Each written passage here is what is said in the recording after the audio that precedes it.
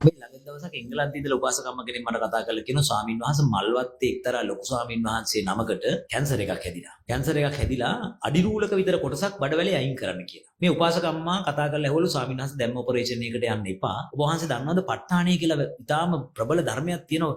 අනේ උපාසකම්ම මම නම් දන්නේ නැහැ ඒගොල්ලෝ ප ဋ ාණිය කියන්නේ. ස්වාමීන් වහන්සේ ඉන්ටර්නෙට් එකේ සර්ච් කරලා බලන්න කිරිවත්තුඩු හාමුදුරුවෝ කියලා හාමුදුරුවෝ කෙනෙක් ප ဋ ාණ දේශනාවක් කරනවා. ඒක අරගෙන ඔබ වහන්සේ පිරිත් පැන් හදලා ඔබ වහන්සේම වළඳන්න කියලා කිව්වා. පිරිත් පැන් හදාගෙන තමන්ම වළඳන්න කියලා කිව්වා.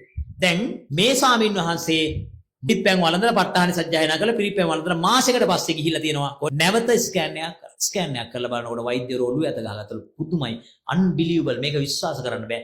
කිසිදු පිළිකා සෛලයක් නැහැ කියලා. ඔපරේෂන් එකක් තව කිසිදු දෙයක් කරන්න ඕනේ නැහැ ස්වාමීන් වහන්සේ. ඔය කතාව මේ පොයේ දවසේ මම කැම්ප් එකේ පන්සලේ පිරිසකට සිල් නැත්තන්ට මම කිව්වා මේ ගොඩගම කැම්ප් එකේ. ඒක කියලා ඉවර වෙනකොටම උපාසකම්ම කෙනෙක් වයසක උපාසකම්ම කෙනෙක් නැගිටලා ආවා. මේ උපාසකම්ම කියනවා ස්වාමීන් වහන්සේ ඔය කතාව ප්‍රායෝගිකව මටත් ඇත්ත වුණා. මම කිව්වා මොකක්ද උපාසකම්ම කියලා මයික් එක දුන්නා කියන්න කියලා. මේ උපාසකම්ම කියනවා ස්වාමීන් අවුරුදු දෙකමාරකට කලින් සම්පූර්ණයෙන්ම ඇඟ පුරා ස්ප්‍රෙඩ් වෙච්ච පිළිකා රෝගියෙක් මම. ස්වාමීන් වහන්සේ මට වෙන කරගන්න දෙයක් නැහැ. අසරණයි බේත් බොන ගමන් ස්වාමීන් වහන්සේ ප ဋ ාණිය කියා සජ්ජායනා කර පිරිත් කර බිව්වා. ස්වාමීන් වහන්සේ මාස එකමාරකට කලින් මම ගියා නැවත පරීක්ෂණයට පිළිකා රෝග වලට. ස්වාමීන් වහන්සේ වෛද්‍යවරු කියනවා උපාසකම්මා කිසිදු පිළිකා සෛලයක් දැන්නේ නැහැ.